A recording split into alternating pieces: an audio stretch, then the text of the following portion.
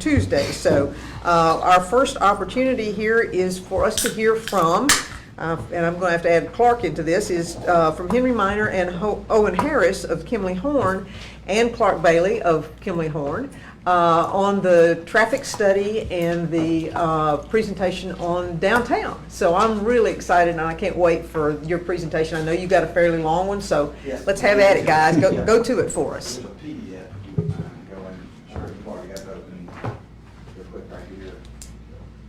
Yeah, this one, and just go to the first slide, that'd be great.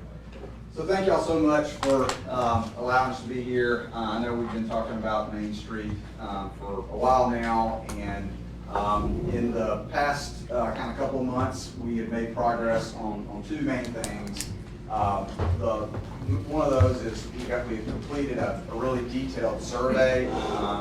Our local surveyor has done that. We've got the entire corridor surveyed, and we are ready to begin the really refinement of this design, dive into that process. But we have not gone any further with the design. So what we're going to talk about right here is still in line with what we talked about last time about what we're proposing. So we're going to give kind of a quick refresh on what the design, what the concept showed. And then the other piece that we've really been working hard on the last few weeks is completing a traffic study. And so we'll go through, again, kind of a refresher on the design, and then we will talk about the traffic study. And then we've also got some case studies about some other towns throughout the Southeast who've implemented similar type of improvements to their main streets, and so that we can kind of show you, here's how it's worked in other places, and kind of show the validity behind what we're proposing.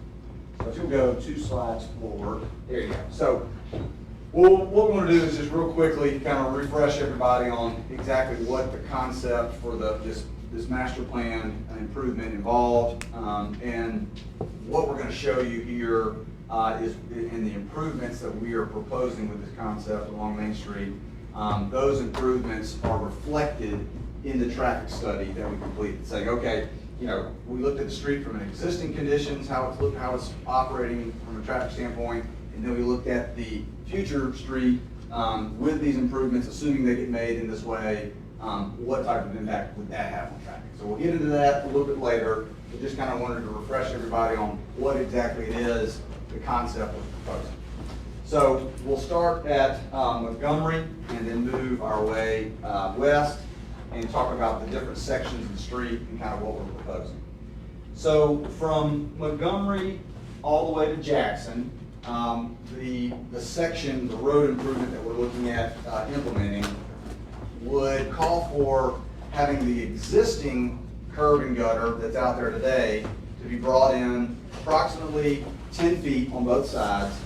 And what that allows us to do is to create this really wide and really nice pedestrian zone, about a 10-foot multi-use path, and then what this is a 5-foot, what we call edge or furnishing zone, which is where we're able to put street trees, lighting, benches, things of that nature. We would have 2 rows of parallel parking on both sides of the street, and then in the middle we would have 2 13-foot wide travel lanes, one in each direction. So what that would do in this stretch is it would take the existing angled parking that's there today, and it would change about 2/3 of it would be changed to parallel parking. The portion down here in front of the church and in front of Regions Bank, that would stay angled parking like it is today. At Montgomery, at this intersection, all the left turn lanes would be maintained. The only thing that would be changed is that the dedicated right turn lane in front of the library here would be eliminated to allow for a nice pedestrian plaza space there, but the traffic patterns and everything really pretty much stay the same. So in this area between Montgomery and Jackson, there would be a loss of parking of about 24 spaces. But as we move to the next section, we'll talk about other parking losses and gains that we would have there. So if you go to the next slide. So what this shows is the section between Jackson and Lafayette Street. And so as everyone knows, in this area, you've got some grade change there.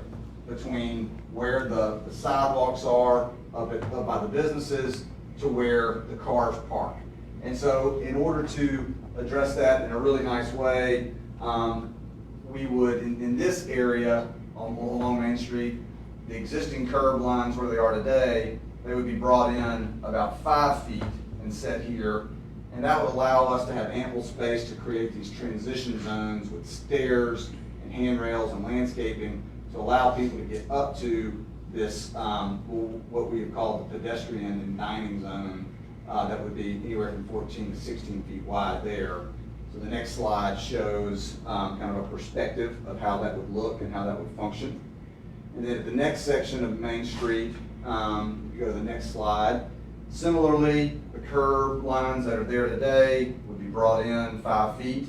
And what this does, and kind of one of the things we'll talk about here in just a minute, by bringing that curb line in 5 feet on both sides, it does force us to have to eliminate the turn lanes at each of these intersections at Washington, Lafayette, and at Jackson. The north-south left turn lanes would still remain. It would just be the east-west turn lanes that would be eliminated. And what that allows us to do is to really widen this pedestrian area out to what it needs to be, which is around 20 feet. And what that creates is the ability to have this really nice furnishing zone, a 14 to 16 foot wide pedestrian zone where people can, sit and gather. There can be outdoor dining in certain places, but then there's plenty of room to allow people to continue walking through. All of these modifications that we're proposing will enable us to make just a complete overhaul of the aesthetics, both the landscaping, the lighting, the sidewalks, all the street furnishings, all of those things would be changed out, and that space here is really critical to be able to incorporate all of those different elements that really make up a great streetscape area. So the next slide shows another perspective of just kind of this area and the feel that we're trying to create, the environment that we're trying to create with these improvements. And then the final image there, so there's two more, I'm sorry. This is the section between Washington and City Hall. Everything you see there is a concrete paver that would essentially, we would kind of rebuild all of this to where everything would be at the same elevation. There would be bollards to delineate between where the vehicular areas are and the pedestrian areas are. And really, the next slide shows you what this allows. It allows us to really create a really unique setting here. This becomes almost an event space in itself that at certain times could be shut down and utilized, but even when the road is being used, it completely transforms how the space looks and it feels, and really kind of becomes kind of an iconic area for Main Street. So I know that's a lot, and quickly, we want to pivot to the traffic study and talk about that, but before we get there, are there any initial questions, comments? Clark, you ready to do your thing? So there's another PowerPoint. Sorry, yeah. You said you'd be only doing away with 24 spaces. Oh, and I'm sorry, thank you.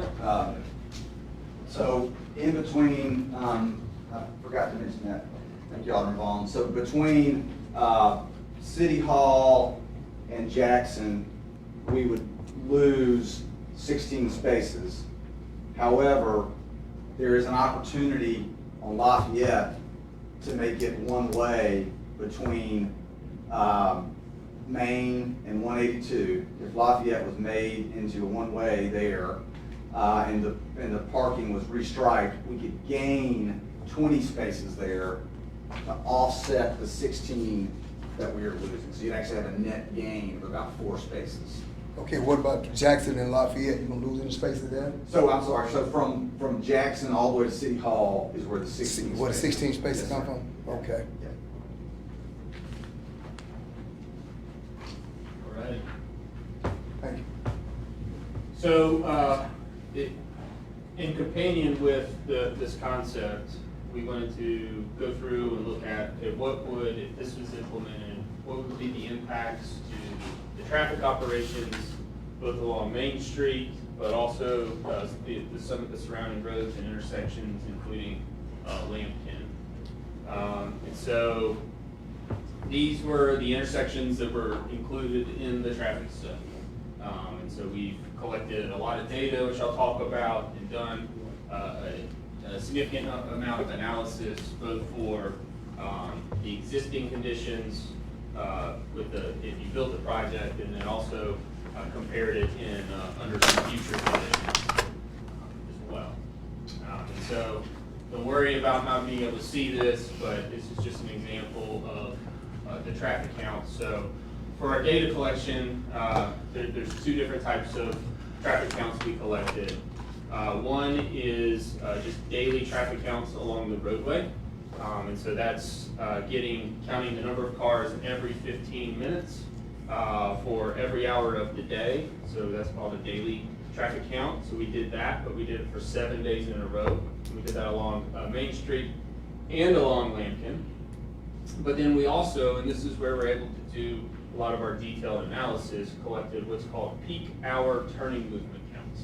And that's what's displayed here. And so for every movement at every intersection, we collect the number of vehicles making each movement and determine kind of that peak volume that does that. So we had 2 peak hours in this traffic study that we looked at. There's the midday peak hour and the PM peak hour. You also have a bit of a peak in the morning, but it's not as big as either of those.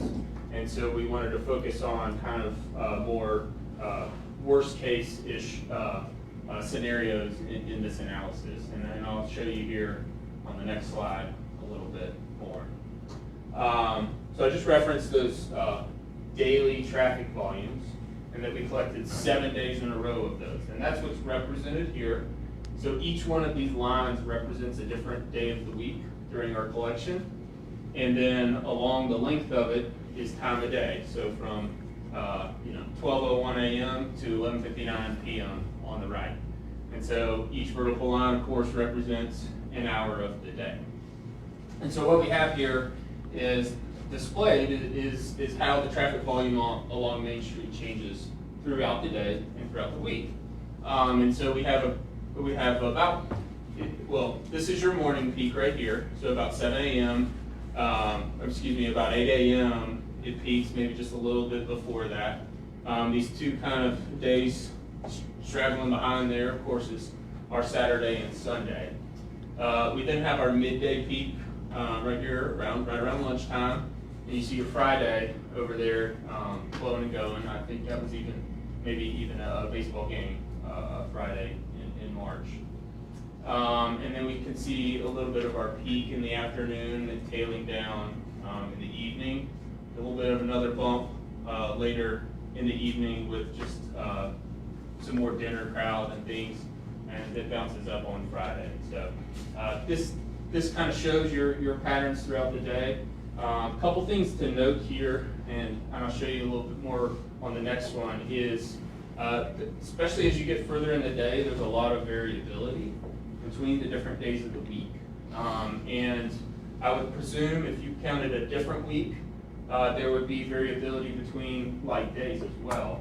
And that just kind of represents the context and character of Main Street, where it's not a place, it's not a street that a lot of people kind of commute through, right? It's a destination.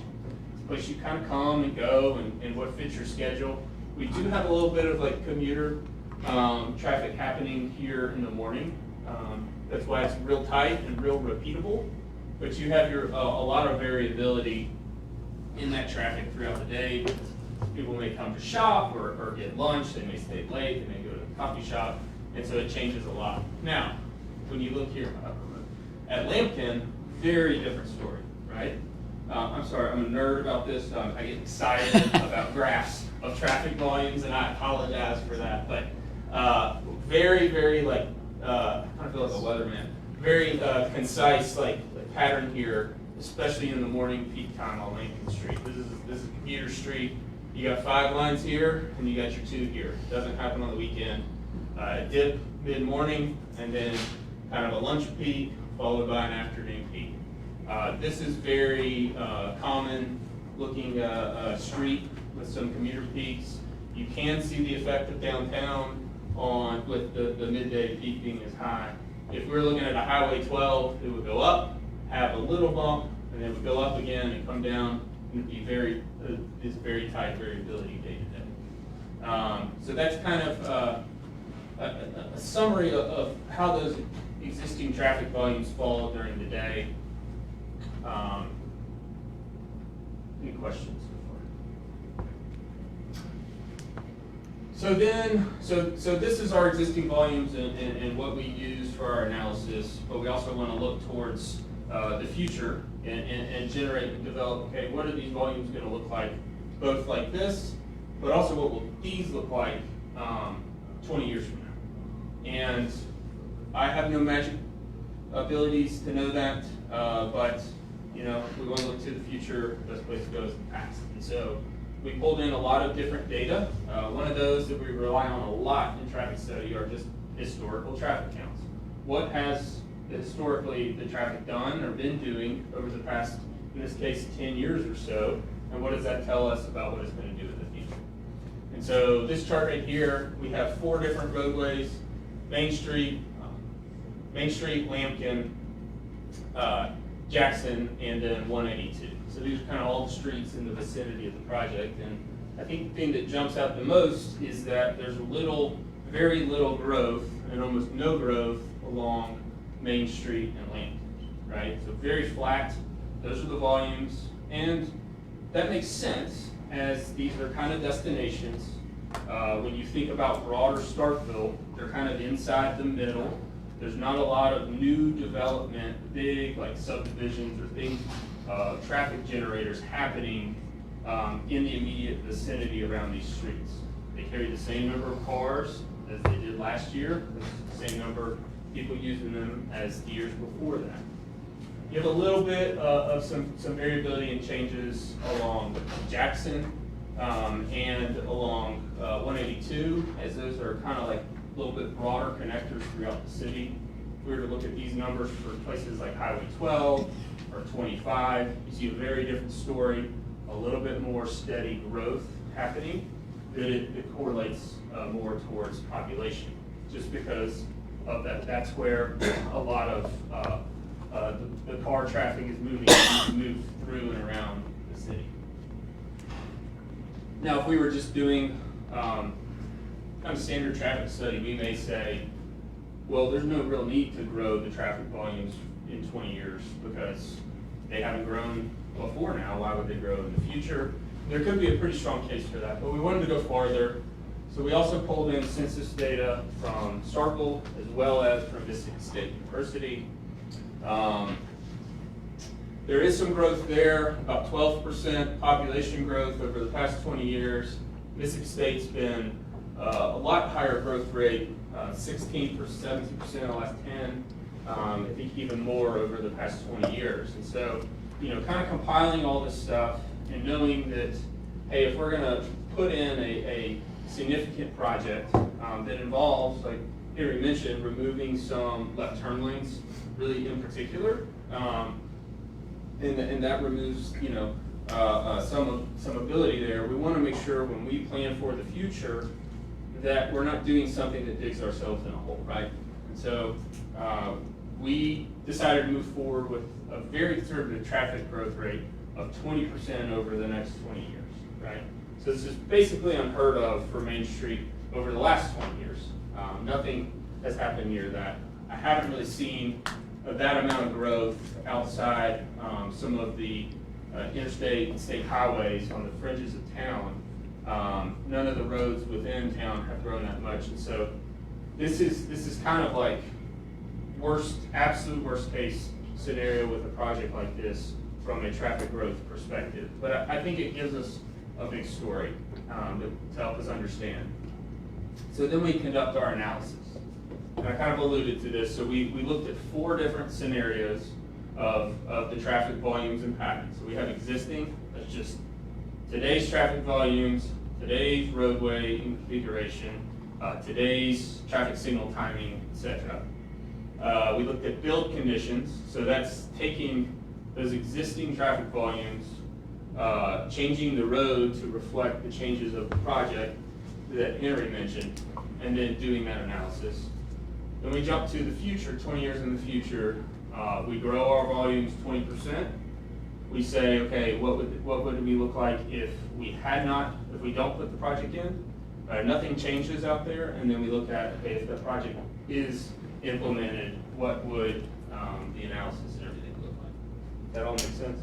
Can I ask a question? Sure. From a traffic standpoint, if you're gonna get in Restaurant Tyler's on your left and you wanna head south, I mean, if there is no left turn, how do you go down So the there's no same left lane? turn lane, you can still turn left. There's just no center turn lane? That's right, Okay. that's right. So you would, so this traffic signal would change, like today, there's an arrow that pops on, and you turn under that, but you're still allowed today to turn with the green, we call it a green ball. You'd still be able to do that. I'm just wondering about the individual that's waiting to take a left-hand turn, are they gonna back up? We see instances where they're backing traffic I got up. an answer for you, but yeah, so we looked at that in the analysis, what is that impact? And that's a concern on a busy road, right? We usually go the other way around, right? We usually add the left turn lane on a busier road, because sometimes what we experience, especially on a 2-lane road, you got a lot of traffic going in each direction. One car decides they want to turn left, and everybody backs up behind them, waiting on that gap to turn. And so we add the left turn lane, that solves that problem, we move on. Kind of going the reverse here, right? We have the left turn lane today. Are we going to end up with that situation where somebody's going to want to turn left at that traffic signal, and they're going to hold everybody else back, waiting for a gap? So we'll get into what we determine. All right, don't worry about the numbers just yet. I just want to talk through kind of this analysis and the depth we went in it. And so we have each of our 10 intersections that are in our study that we went through. This is not all of them. I just didn't want to bore you with it all. For each intersection, we look at all 4 approaches, if there's 4, eastbound, westbound, northbound, southbound, and then there's a total applied to that. And so what all these numbers are, what we're measuring, is called average vehicle delay at the intersection, right? So the software helps us calculate, and this is a process we use in traffic studies all across the country, that's standardized. What average delay will this intersection impose upon a vehicle? And that's compared to if there was no intersection, right? Or if you imagine you're driving along a road and it's a green light, there's no other traffic, your average delay is 0, right, in that case. This is averaged over all the cars driving through that intersection during that peak hour. What is the average delay experienced by them? And so we have a lot of numbers here. So we did this for our 4 scenarios: existing with build, future no build, and future build, and then for both of our peak hours within there. So midday PM, midday PM, midday PM. So 8 different kind of scenarios. Yeah. What's going on with that northbound at Main Street, Jackson, at the very bottom? It's just off the charts. 99 seconds, is up 88.6? Northbound Main Street. Second, third from the bottom. That's what you have today. It takes a long time. You have a lot of friction there running northbound through Jackson Street. Maybe you're just trying to get through downtown today. So yeah, it's saying that if you're traveling northbound during the midday peak through that intersection, you experience about an average of over a minute, almost a minute and a half or more delay. Right there, running through the north. And so then when you average out that whole intersection, what this is saying, you end up with about 51 seconds of delay per vehicle.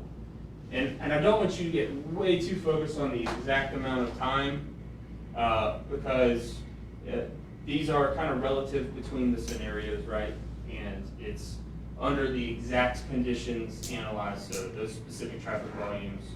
We also have in this the existing signal timings as well. And so we're going to see something interesting here in a minute based on that. But this is the results of that analysis. So I've just pulled in the total intersection average delay, which is here in the parentheses. There's also kind of a reference to that delay that kind of simplifies it more, what we call level of service, just A, B, C, D, E, F. And so I went ahead and placed those in here as well, just to kind of help quickly visualize and see what happens. So this is your existing intersection performance today throughout the traffic study.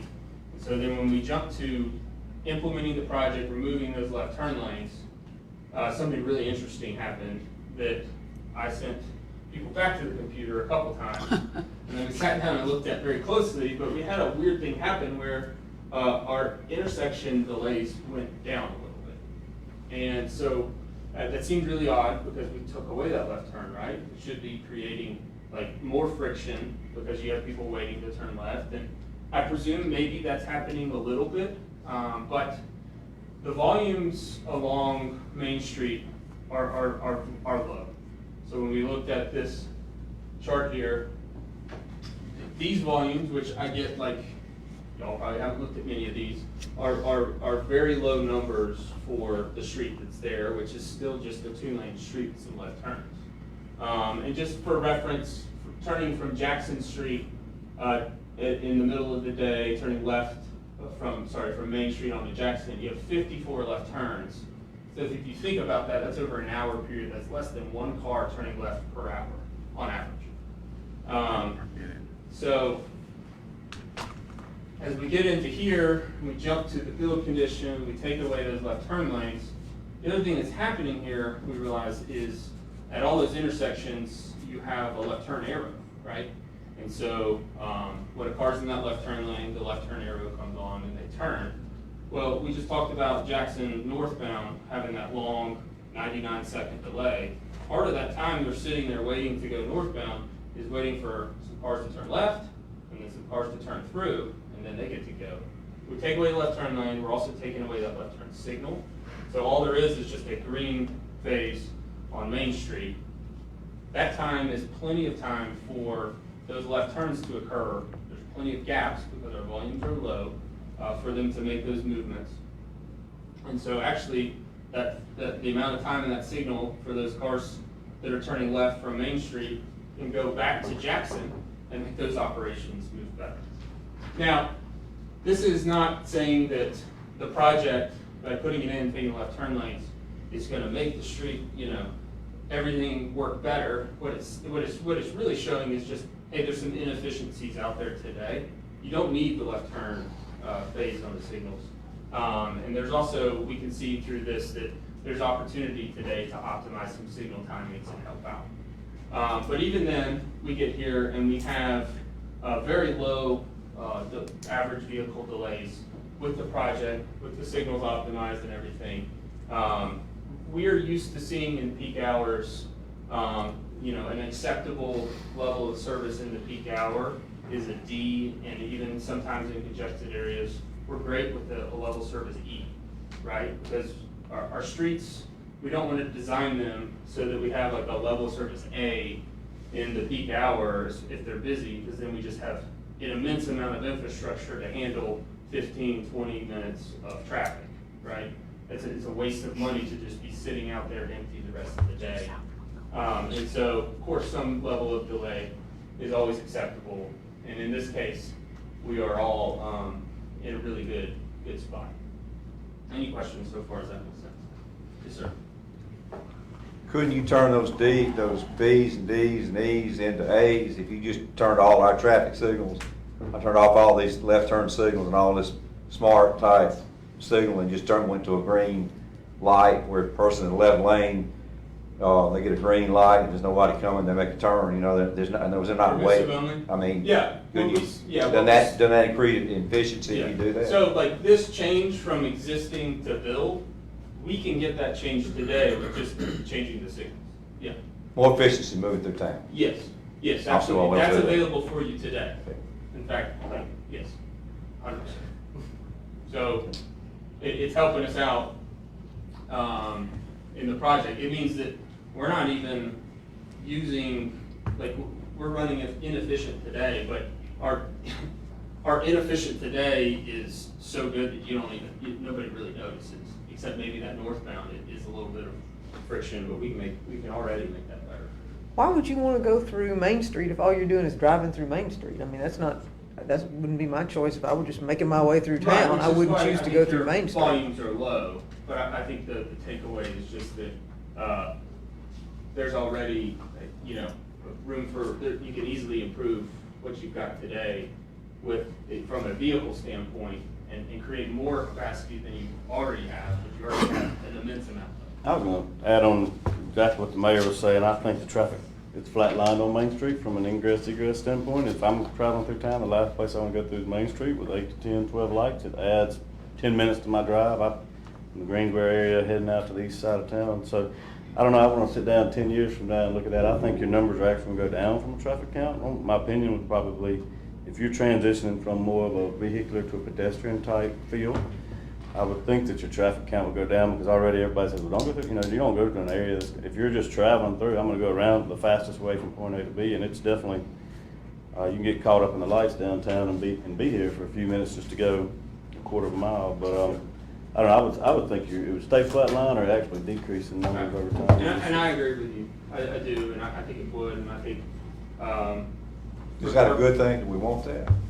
I think that in a lot of this other places who put in successful Main Street projects, using similar tools, techniques, the narrowing, road dice things, we've seen decreases in traffic volumes.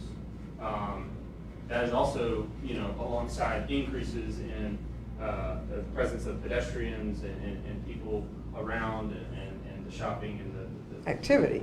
It's that widespread as opposed to that narrow traffic Right. element that you showed on the deal. And On what- revolving. I don't know what it's gonna play in at, but the reason a lot of people do come back downtown when you be doing your school hours, they'll rather come downtown than come down 182 because of the traffic there on 182. I don't know what it's gonna play in at. Is the traffic gonna change from the school traffic? I mean, that would throw a lot of traffic. Well, that's a Clark answer as well, because Yeah. he's working the Bill grant, which Yeah. is gonna be that school traffic associated I see it. with 182. So, yeah, we kind of, this whole thing of the existing, to our build where we got better, there's some of that we have on 182 as well, where we're not running like as efficiently as we can today with our signals. And so part of that project will include not only traffic signal upgrades, but that ability to coordinate the signals and get better flow along there. And it's really not about carrying more cars, it's about moving the cars that are there today more efficiently. So, Alderman Sistrom. What I'm going to say is sort of the simplistic version of what you were saying about seeing decreases in traffic and increases in pedestrian traffic. But there's a pretty old chestnut among you landscape architect types that say if you design for cars, you get cars. If you design for people, you get people. And what we want downtown is people out walking, shopping, eating, contributing to businesses, that sort of thing. So. yeah, no, that's it. Alderman Beatty. Oh, Clark, with the towns that studied, places that y'all looked at, with the exception of Athens, Georgia, that's turned their street into Warren Street, have any of the other studied places taken out turn lanes? I don't know, I'd have to get back with you on that. There's a number of cases where they have reduced the number of lanes out there, not specifically, sometimes it is specifically turn lanes. What we see a lot is our 4 lanes dropping down to 3 and even 2 lanes.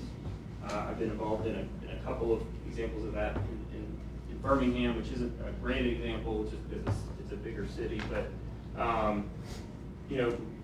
we've built roads over many years, like way bigger than they should be, trying to achieve these level of service A's and things that we're able to accommodate more traffic on the same roads today with, better time signals and better other parallel routes and things. So I'll look into and see if there's some good examples of the left turn lane. Alderman Brooks. Just a couple of things.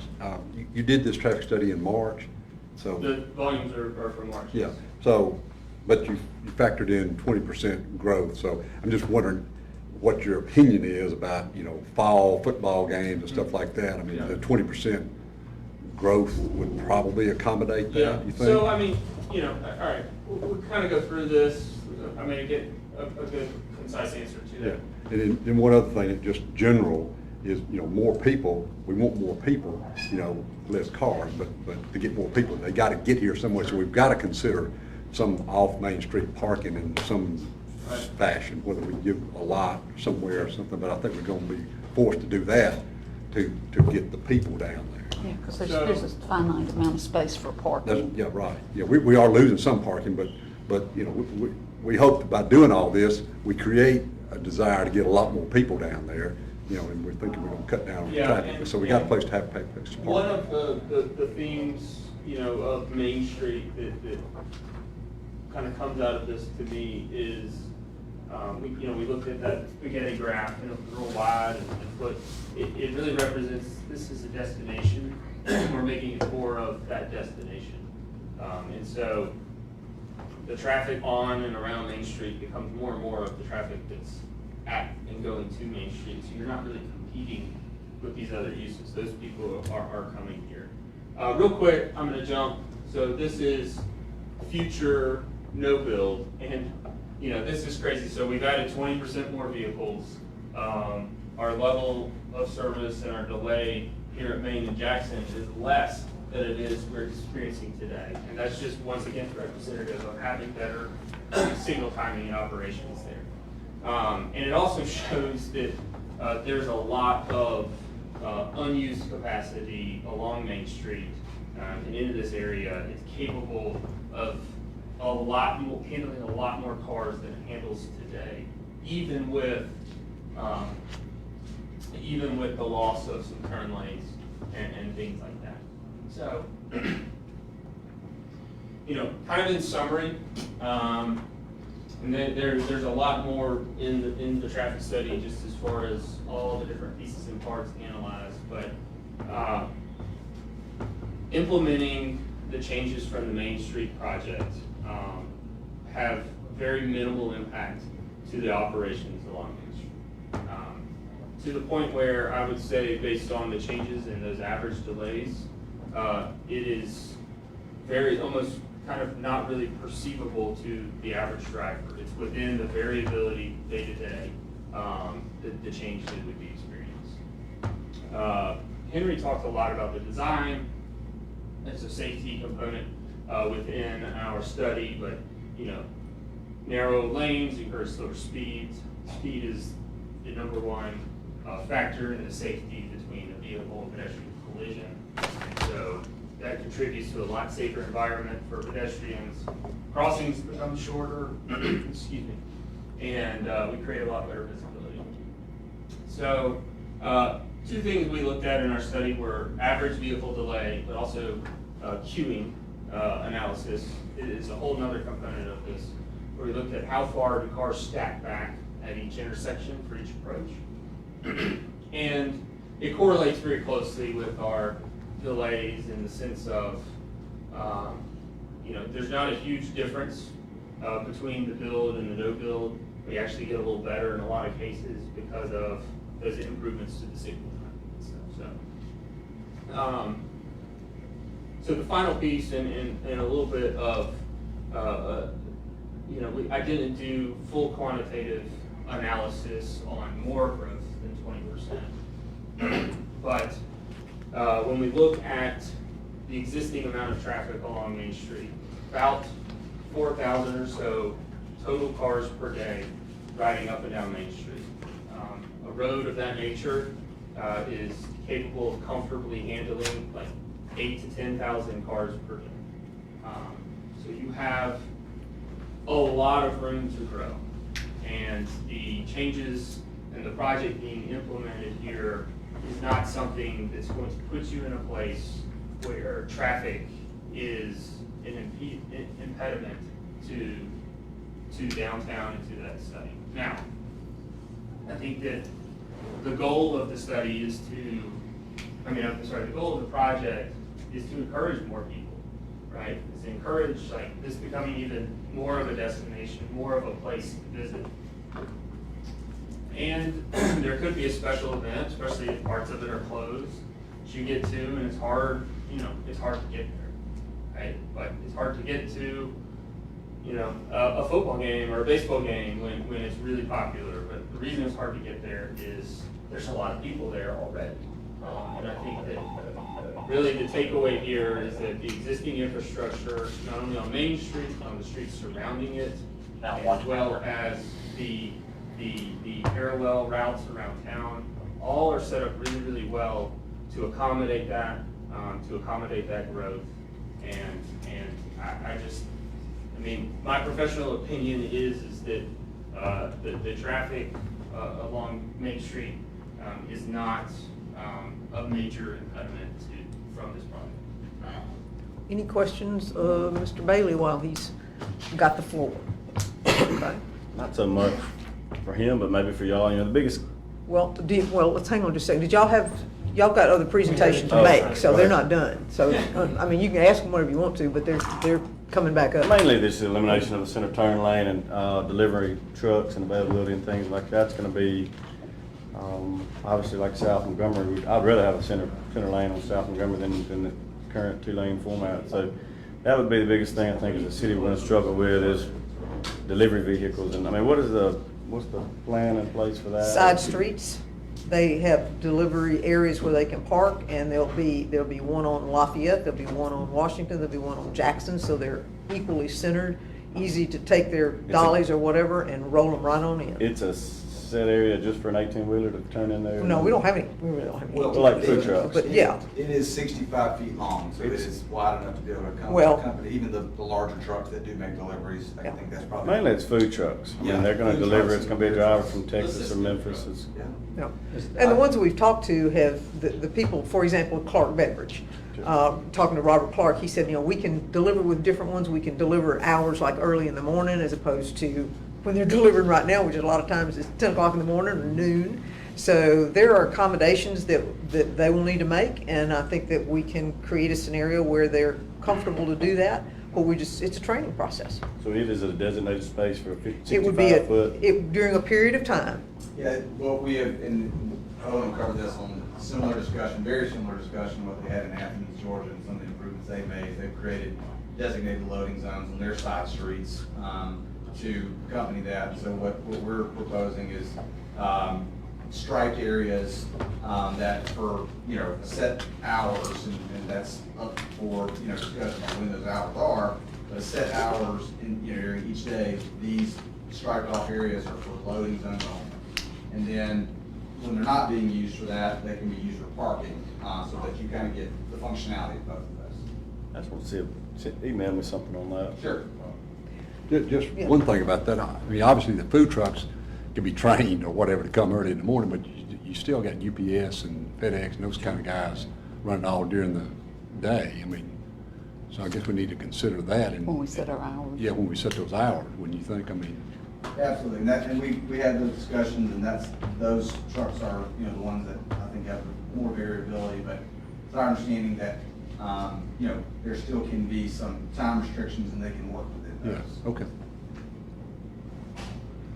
So one that's already come up a couple times, we're diving into case studies, we looked at 5 different projects. Some are projects that we, as Kenway Horn, completed. Others are some of the other consultants that are out there in the world. So 5 different ones, we focused on some that really mirrored the functionality changes that we're looking at making on Main Street, and some that focus more on the aesthetic changes. So Clayton Street in Athens, Georgia is one that keeps coming up. And this one, really from a functionality standpoint, is pretty similar. What they did in Athens was back in 2008, 2009, they noticed that there was a need for massive infrastructure upgrades for water, sewer, and stormwater specifically. They figured if we're going to tear the whole street up, then let's make it the destination that it should be. It's already an established destination, but the aesthetics don't really match up with that. So what they did was they took a 3-lane street down to 2. Now this is a one-way street, but as part of their downtown master plan, they wanted to convert it back to 2-way for multiple reasons. Obviously, some of the things that Clark hit on, speeds, circulation, just being able to freely move throughout the downtown corridor. Only thing that kept them from going back to 2-way was the expense of re-signalizing every intersection. It was just too expensive, they couldn't bear it, so they kept it as one way. They still got rid of that center lane though, and that center lane, Alderman Carter, to your point, is where the food trucks were stacking up for any deliveries for beer, for football game, weekends, or just daily deliveries.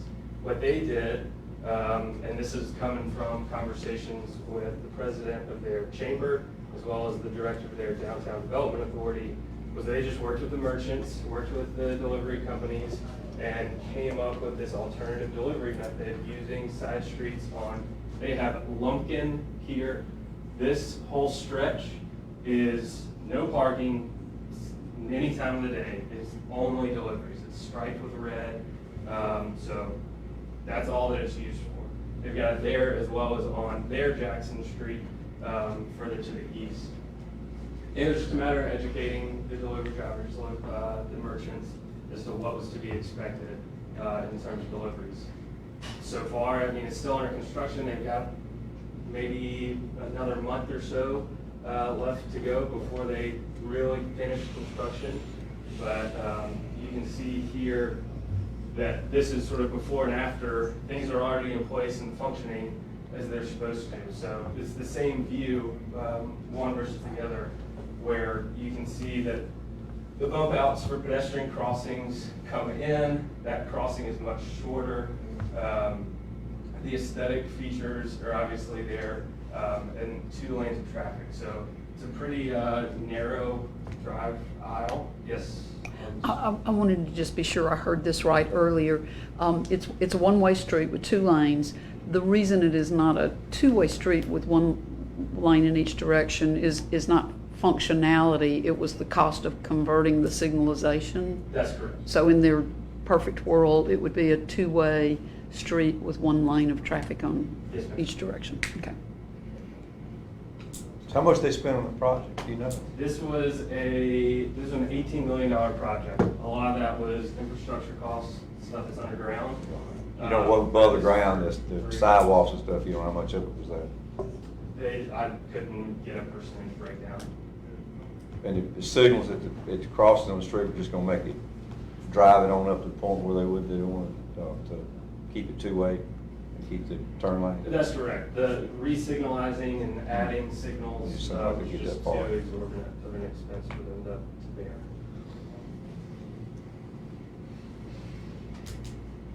We'll touch briefly on Greer Street. So through the concept planning, Greer, South Carolina came up really as an aesthetic precedent for us. There was a lot of things going on here that we thought would fit really well within Starkville's Main Street. But Greer, this was really more of a district streetscape plan. So it's a $12 million investment. The majority of that was spent on Trade Street, which is this main east-west connector there. And it was to create a really strong pedestrian environment. So it's a curbless environment. Everything is flush for the whole street. We're taking pieces of that within our concept and tabletopping the intersections at Main Street so that it helps to slow people down in their vehicles, as well as provide event space opportunities at each one of those intersections if you wanted to shut down the road or an intersection for an event. This was a Kimley 1 project that was completed within the past, 3 years or so. And you can see some of these pieces, the lighting, the towers, are all things that we were looking to sort of repeat here because it was such a good aesthetic fit. And maybe touch on the investment and what that triggered. Oh, sure.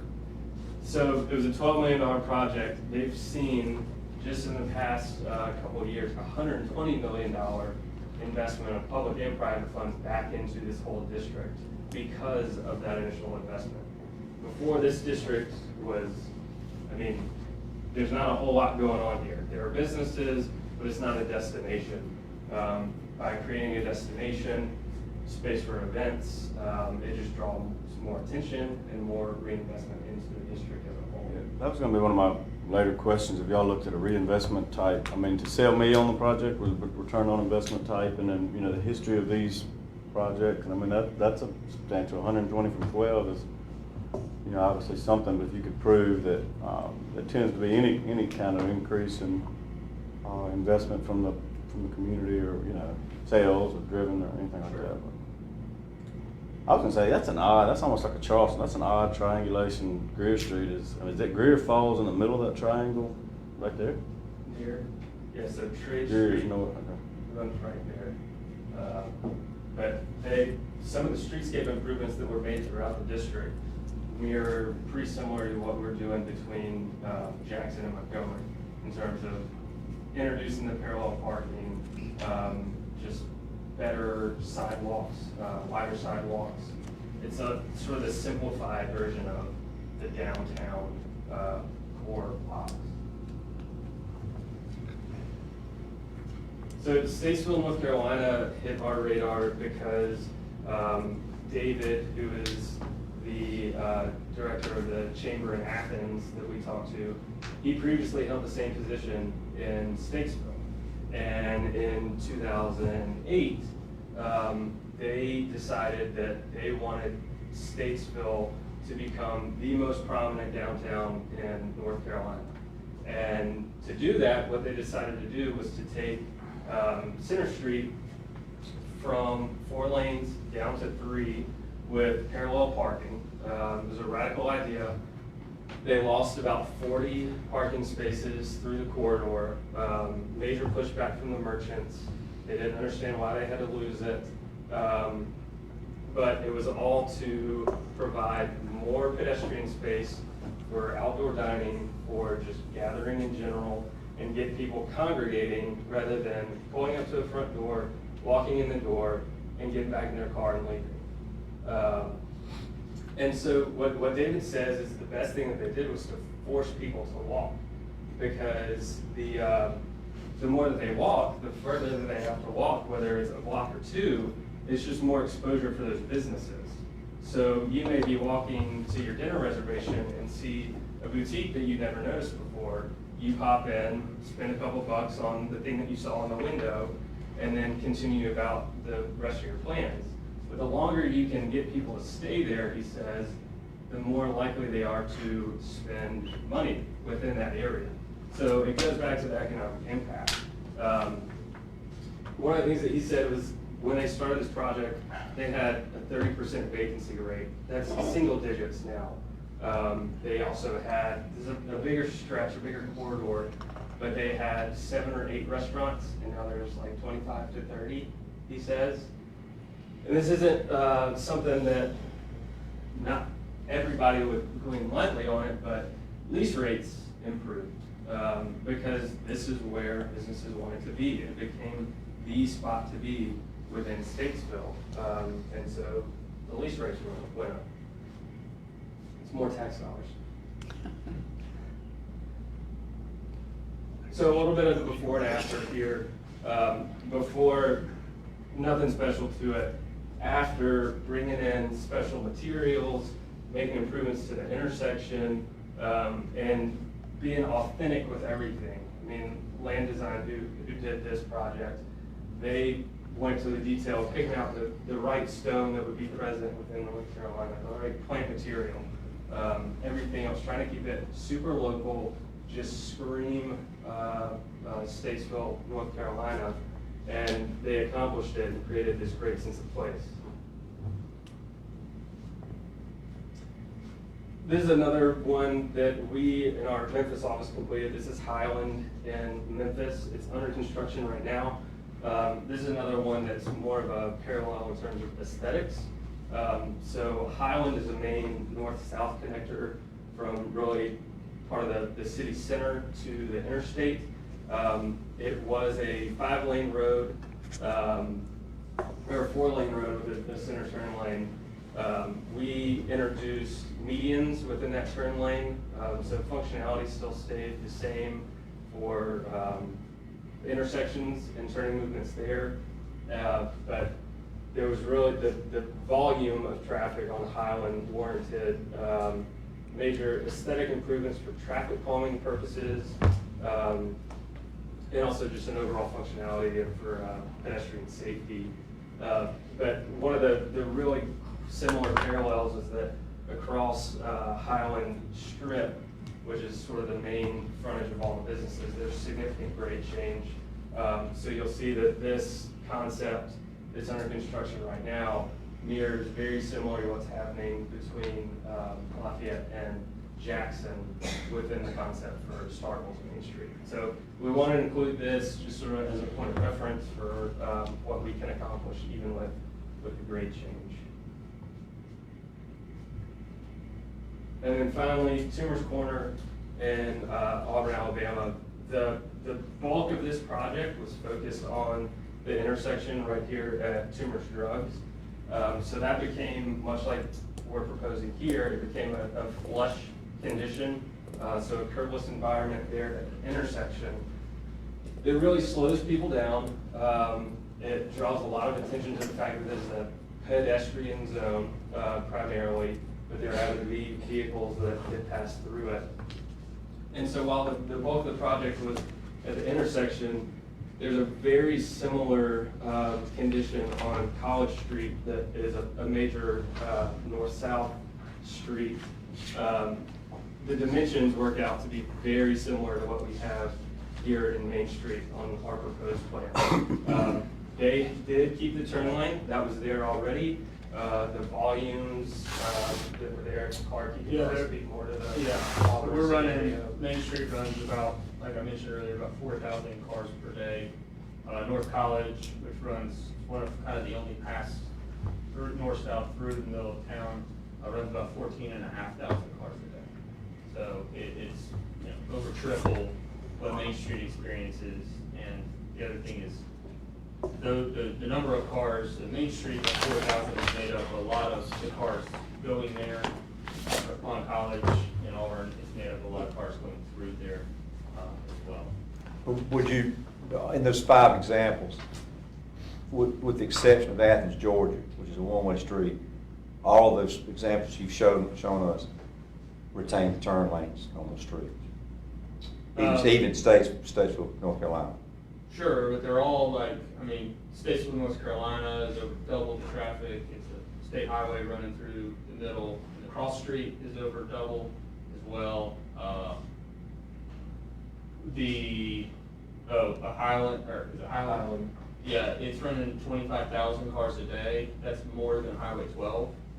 And so, yeah, they're all different situations. I think that, they have turn lanes. They'll all exceed us. We won't be bad till we get bad.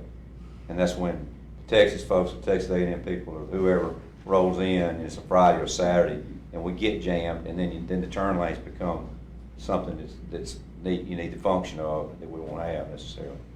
Well, there certainly can be a case in an event where there are more cars than can easily pass through the roadway. I think when those times occur, that means there's a lot of people in the destination that we've created, and we can support, an immense amount of growth in that amount of cars without the turn lanes, and I think we get a lot of benefit from removing them for the pedestrian environment.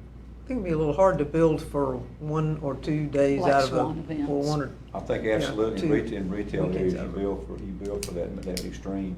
Certainly, you don't in highway engineering, you build for average daily traffic counts and stuff. When you're in retail, you build for the extreme circumstance where you try that, because that means people are packing in trying to shop or frequent a restaurant or something like that, and that's when you won't be able to accommodate them as well in the fact that everybody's trying to get in there at one time, but eliminating something that allows somebody to make a left turn, something like that may cause a problem, or could cause a problem at a time when you're at a peak of your business, or what, people trying to frequent your downtown area to try to spend money in a restaurant or buy something in a store or something.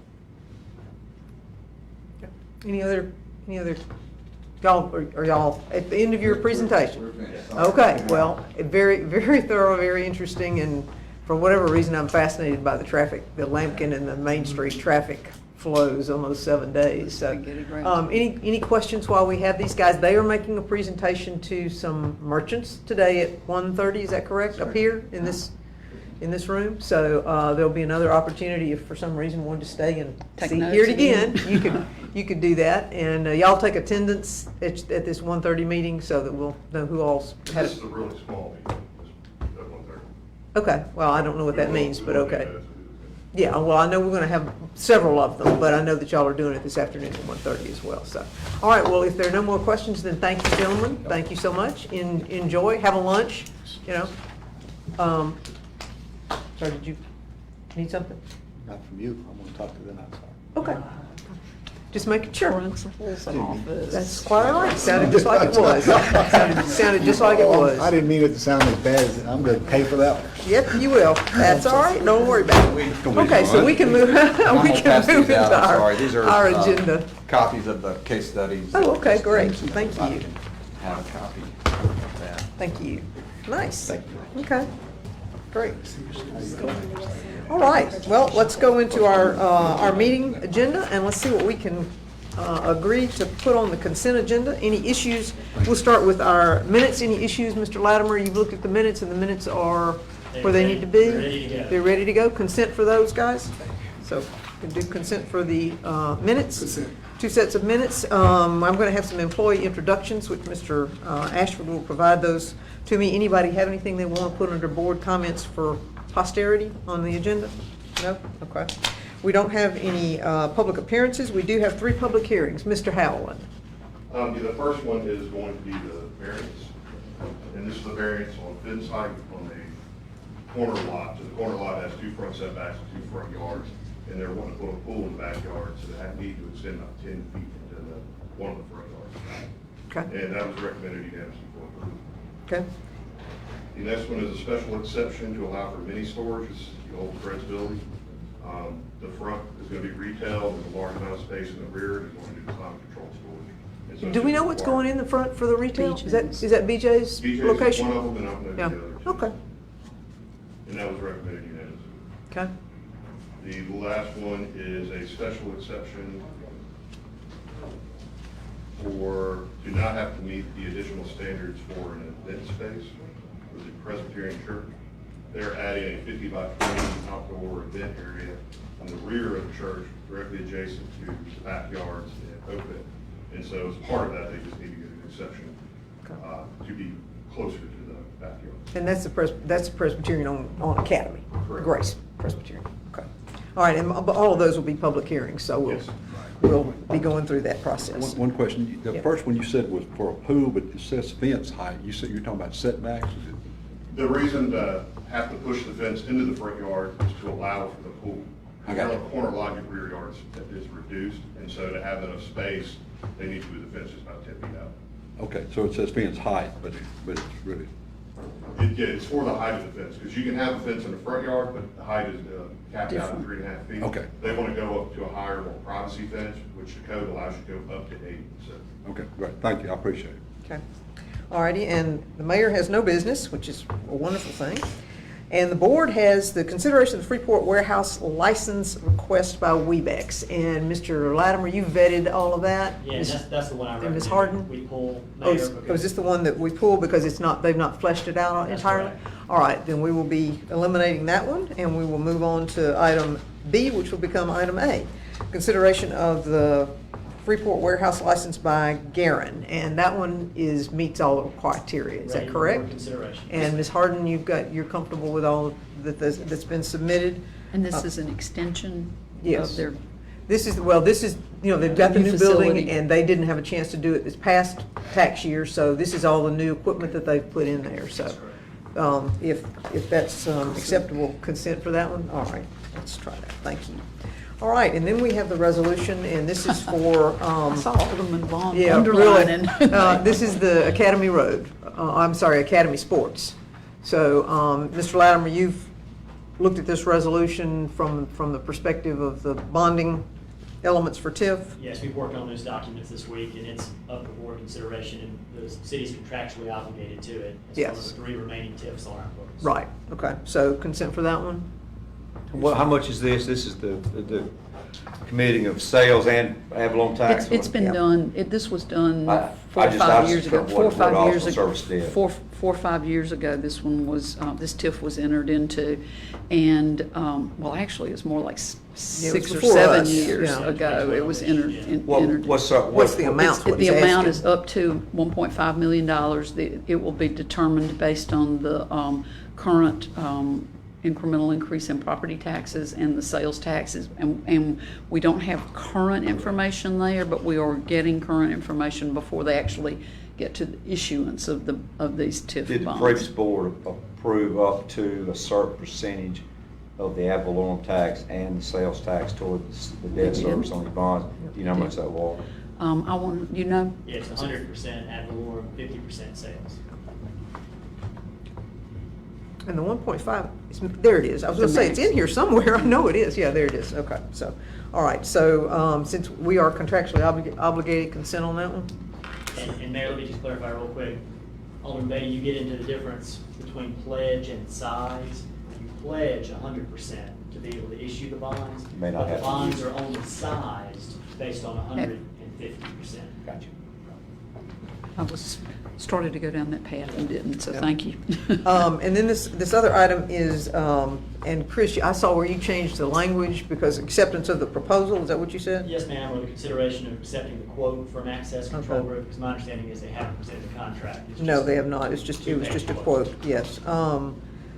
And so we can change that, Lisa, we can change that language to be more accurate. And this is, Access Control, Alderman Brooks and I met with their representative, John Chisholm, in the Cotton District, and they have an opportunity for us to get 2 kiosks that they call demo, but in this case, we just kind of be renting them to see the usage and the acceptance of them. One would go near Ben 612 across Maxwell Street at the corner there where the fountain is, and they have to be ADA accessible, and the other one we propose to go near the Commodore Bob's area. So you'd have 2 kiosks, and we could determine whether or not they were used with any degree of frequency that would Would it be at justify. a corner like at Fellowship and? Well, no, we're gonna have to find a location somewhere that is centrally located in that area, but somewhere that's ADA accessible. So we're gonna have to make sure that that's an accessible area. So we're gonna start out with 2 and then Yes. where we're going? Well, and if they don't work, then because what we're doing is we're basically leasing them, we're renting them. So they only Test have drive. 2 demos Yeah. that they could furnish us to. Yeah.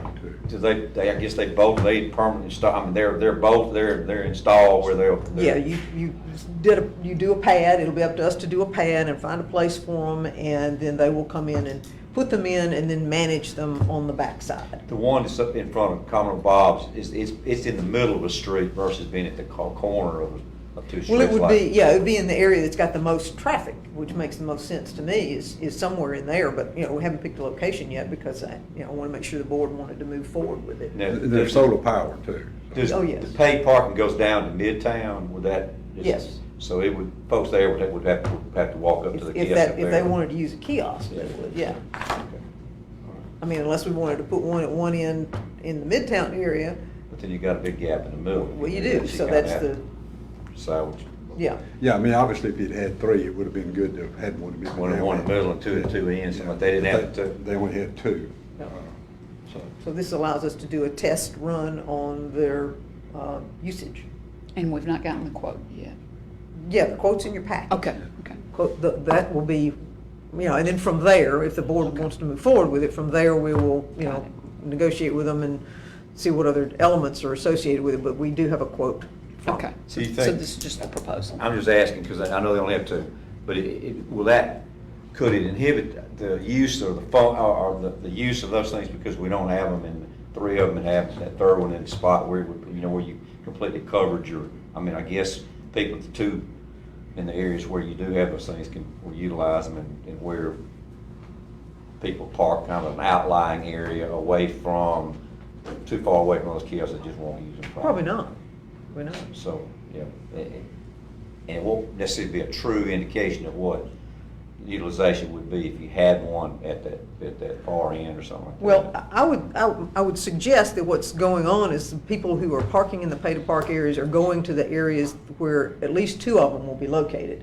And so that will make it, that's their opportunity to use them in the area that they're going to, because they don't have to go back to their car and put anything in there, they just have to put the data in the And then while kiosk. they're there, they're pretty close to where you Yeah, think they're going for. right. Okay. So, And it's a representative sample, so clearly we wouldn't expand it to the entire district, but we would look at how many people use the kiosk versus the app in that sample Sure, area. Sure, okay. And my suggestion on that too is, I mean, it's gonna take them a while for us to sort through this and decide if we're gonna use it, and then for them to get them up here, but, when school starts in the fall, but, at least get a couple of How months. soon should we have by midsummer? well, it's gonna depend on how quickly we move with this, but we're gonna have to build a pad and find the location, build a pad, and then get with them to come in and install it and make sure it talks to Park Mobile. So, I mean, it's probably a turn of a month or so. Just one where you Say put two. your credit card in, your Yeah. tag number, and it Yeah. registers things, okay. Yeah. All right. Okay, so, with enough questions associated with that, probably not on consent. Okay. All right, community development special request, Mr. Haviland? Yes, this is for the 2022 Bulldog Patch. Yes. Very similar to previous years, same location in downtown, same Yep. park times and all that. Yeah, with the difference of insurance issues. So I would recommend that we not put that on consent. We're probably going to need to have a full-throated discussion about the insurance. Well, let's have it now. Okay, so Mississippi State's taking the position that they'll no longer name the city of Starkville as an additional insured under Mississippi State's special event policy, and that the MSU Student Association is no longer going to take separate special events insurance out for the event. So MSU wants to take out special event insurance, but not to name Starkville as an additional insured. So what that means is, if Starkville was an additional insured, and let me just back up.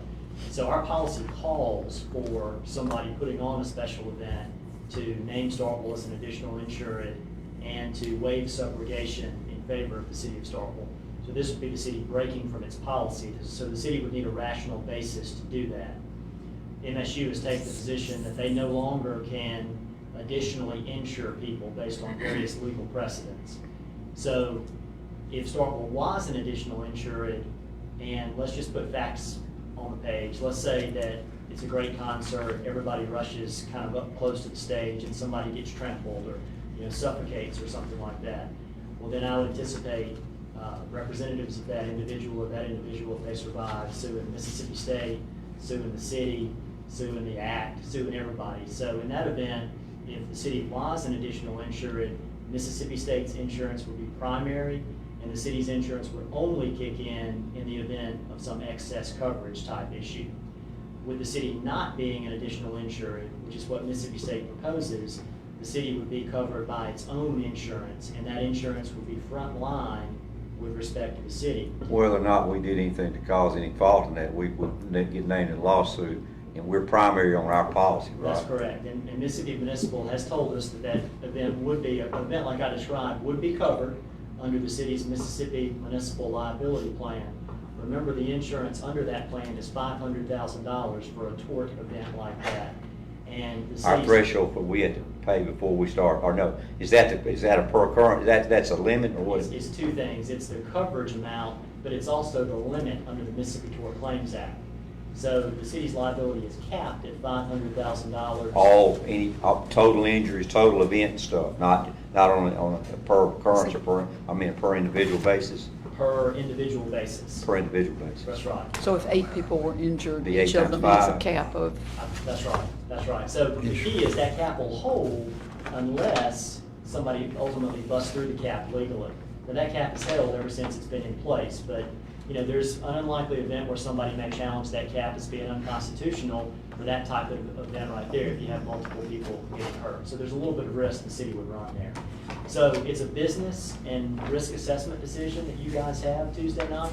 Is Bulldog Bash beneficial enough to run the risk of being a little bit more exposed from a liability and insurance standpoint? Well, and we can also take out our own additional insurance for an event. You can, and that's written closer to the time of the event because the special event carriers won't write coverage until they know who the act is. Right.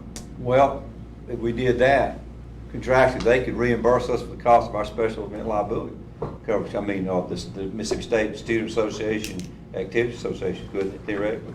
We could ask them to. I mean, This ain't a good deal for us. There ain't no way. I mean, there ain't no way. I'm sorry, go ahead. Alderman Vaughn. Let's pass this and let Chris and Vice Mayor put their head together. Do what now? Let's pass this and let Chris and Vice Mayor put their head together. Well, and we can do that, but one of the things I do think that we need to, this is from a policy standpoint, is this event So big. important enough to us? And my feeling is that it is. We have had extraordinarily, and I realize it is a burden on the police department, but we've had extraordinarily good participation from our departments. The police, the fire department, the sanitation department have all been wonderful in creating an environment that is excellent for us to continue to have things that focus on our downtown. And I think I told this story, but I'm gonna tell it again. The first time we did Bulldog Bash downtown, which was our first year, the previous term, I wandered down the streets, I listened to the folks there, and I heard any number of students say, you know, I've never been downtown, this is really cool. This is an opportunity for that town and gown relationship to continue and to grow, and I really see it as a huge benefit to our community and to the city and to our relationship. Alderman Sistrunk. And I have no idea what we're talking about in terms of the cost of a policy like Probably that. $9 grand, 10 grand, 11 this- grand, something like so- that. so that would be- I'm told by Ben Hilden, William Hilden, that it would be between 5,000 and 15,000, depending on the Okay, act. okay. No, I'm not saying it's not a good project. It's just not consent worthy. Not consent worthy. No, and I'm not saying it's not a good project. No, absolutely, and I think, Chris, you've talked to the vice mayor about this, have you not? Not this specific time. Okay, all right, well, you had talked to him I about don't know what his opinion is. about insurance before, Yeah. and I was thinking that you had, so. And Mayor, let me take that real quick, if you don't mind, because it goes to what Alderman Vaughn just said. So my plan, guys, is to write this up for you over the weekend and get it on your emails by Monday, so you don't have to remember every word that we're talking about today. And then we can talk about it more Tuesday night, but I'll just put all of this in writing so you can weigh the pros and cons. Okay, Alderman Rupp. I'm inclined not to put any money in anything related to the university until the Senate bill gets adjusted. To what And gets there is, adjusted? and there is that. To what gets adjusted? Senate Oh, Bill Alderman Rupp. Senate Bill What 2760, Senate Bill 2769 is a Senate bill in which the MSU Foundation has essentially exempted itself from ad valorem tax from the city, the county, and the school district for any purchases or any land that they own in the city of, well, anywhere in the Statewide. state, anywhere in the Statewide. state. But in particular, you know, it impacting us, the city of Starkville, Duval County, et cetera, et cetera. So I see them as two entirely different issues, but I understand what you're saying. I mean, I see this as, I see Mississippi State saying, okay, we just won't do anything more. Good luck, find a way to do it on your own. They did it with recycling, and they're doing it with this. And I know there's this partnership, this town and gown thing, but a lot of this stuff is, I mean, this is a big event. It costs us money. We've got police out there. There's liability exposure for us that was going to fall. Either we'll have a special events policy or fall back on our primary care, our primary general liability. And it's just another thing where Mississippi State just says, okay, we're out of it. You know, good luck, do what you want to do. Well, let's be clear, because one of the things that they have said to us is that they are not legally allowed to do this any longer. Now, I don't know the citation that goes with that, but my understanding is that's what has changed, is that they don't feel that they are legally allowed to use us or have us as an additional insured. Well, and I don't think that argument's particularly strong. I won't think It it doesn't is. jump off the page. That sounds like an excuse. to me. And I want to outline that in the writing, but I'm Okay. going to the board, All and right. fully vet that. Okay. But the that is authority's what I not was overwhelming told. For their position. Okay, but that was what I was told, and they have done it in the past, so I don't know what's changed between last year and this year, They're but just something not seems to wanting have. do it. They're just saying no to it. And That's what they're doing. this does set a precedent for future events. It would. Because then you'd have to say, well, why does MSU get the What rate are from the the city's criteria? policy? And that's, if we did decide to do it, we would probably need to set some criteria that we're only going to observe it under these Or circumstances. amend the policy to state that. Yes, ma'am. And on the sister, let me tack one more thing we were talking about. I need to check with MML to make sure whether it's an occurrence cap or a per person cap. We'll drill down on that between now and Tuesday. Okay. Yes, ma'am. All right, we will take that one up on Tuesday. All right, engineering. Mary, is that yours? Okay, so this is the TAP grant that we applied for, that we hoped for like 2.4 million or 1.5 million or something originally that we got 400,000 for. So we have ratcheted down the project to fit the TAP program for the intersection of Spring Street. And this would be one of those partnerships with the university that we have exercised 3 times previous, where we share the 20%, it's an 80-20 match, and we share that 20% with them or with the county in a third, a third, and a third if the county chooses to participate with us. And I don't know about this particular item, whether or not they're interested in participating with us. So, but it's listed in here that way, and if they do, fine. If they don't, then it would be 50-50. So this is an opportunity for us to move forward with using those funds that have been designated for that improvement of the Spring Street intersection. So any sense of moving forward with it in a consent manner, or? I'd like to look at the plans a little more before, so I'd say not on Okay. consent just All right. yet.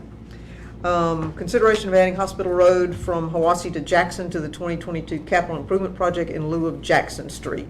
This is in modifying that based on hopefully, again, participation with the county, which we are looking forward to them participating with us on this item, but this also comes in under the amount for Jackson Street, so it is a swap basing this on the fact that Jackson is going to need some underlying.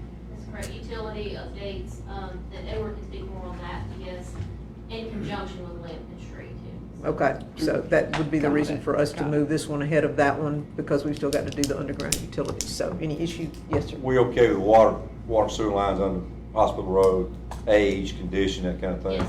We looked at that all debate. We didn't see I'm- any trends or major I'm issues. I'm tickled with this. That sounds Okay, good to me. consent to this one? Okay. Claims docket, and then we've got fiscal year 2022 budget adjustments. Alderman Sistrunk, have you looked at those? They're the typical kind of things that we've done. One of the things that will jump out if you start looking at it is gas and oil is under budget. Are we under budgeted for gas and oil?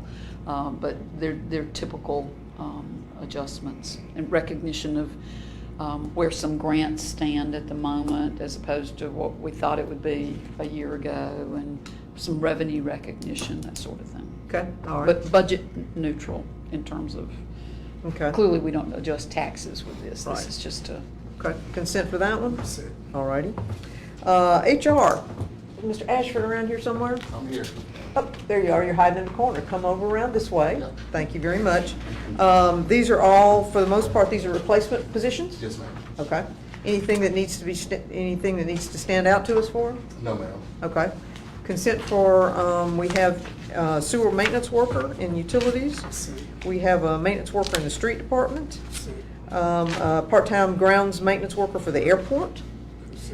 And entry-level firefighter. We need all the firefighters and policemen we can get. 2 police officers coming up. Consent on that one. And then we have promotions, right? So consent for those. Authorization for an accountant, and start with utilities. Maintenance worker in, who's leaving, start with the ninth. Megan, her husband is going to help coach for the, That's what I was afraid of, okay. Yeah. That's what happens when you hire football spouses. yep, okay. Accountant for start with utilities. We have maintenance worker in sanitation environmental, and then we have a system administrator in IT. So we have, this is Matt's replacement, is that correct? Okay. Although there is no replacing Matt, this will be the person who fills in. Okay, IT, professional services, Joel. This is our annual, That's right, support and maintenance for network, equipment, and services. Budgeted, budgeted. Consent. okay, all right, thank you. And then under parks, these are change orders. This is part of our, we had $500,000 that was our contingency fund, and this is, there's several items on there, one of them, the largest one, and right now I can't even recall it. But it is part of the addition to the fields. This was the lighting, is it up there? What is it? Thank you for pulling it up. Pipes, communication, pull, and power. So this is related to the utilities associated with it. And I think we're still within that contingency. Oh, yeah, we budget. are. We had $500,000 in contingency, so this is, we still We've end up used a with. tiny bit of it, I Yeah, think. so, so consent for those? Consent. All right, thank you. And under sanitation, we have, Mr. Smiley, you're here? Yes, you are. Let's talk about it real quick, because this is part of our annexation and facilities plan that goes with that. And so we're looking at, and Chris has done a really great job looking at how annexation has impacted us in accommodating all of that. So I want to give him props on that, but he's looking at what kind of truck he needs to get to service that area. So that still gives us some flexibility in looking at it, right? Yes, ma'am, that's correct. And Okay. it's a smaller truck you're looking at? Possibly. Possibly, Yeah. okay. So, consent? All right, thank you. That could be used in other parts of town that have similar type. Adelaide. Yep, yep. All right, and utilities, Mr. Kemp, we've got vehicle charging stations. This is the old ones that we've got now, or this is the ones we currently have now. So it's a renewal of that agreement, right? We've been leasing them. So now we're gonna buy The lease is them? up and we're gonna purchase them Okay. with the maintenance. All right, consent for that one. Purchasing a 6-inch water meter set. Yeah, it's like we all know what's going on, right? Lowest quote from Bryce Morgan to install a black fence. That's on Academy at South Montgomery. We have to install a fence on that one for, it's insurance safety. It's Department of Health. Department of Health. Okay. Perimeter fencing. Yeah, okay. A mini excavator, which we've been renting, we're now gonna make the purchase, and a skid steer, same thing, consent for those. And then we will not have this lowest bid until Tuesday. So, we had a little glitch with the publications of the newspaper, and so unfortunately, we had to re-advertise, and we will get the information on Tuesday, right before the ball game. Yes, right before the ball game. And we will, right before the meeting, and we will put it in at that time. So if that works for everyone, we won't put it on consent until we've got the numbers. And we have no executive session, so that takes us to the end. Thank you very much, everybody. Have a great weekend. And if y'all want to re-attend the presentation again, you can do so at 1:30. Thanks so much.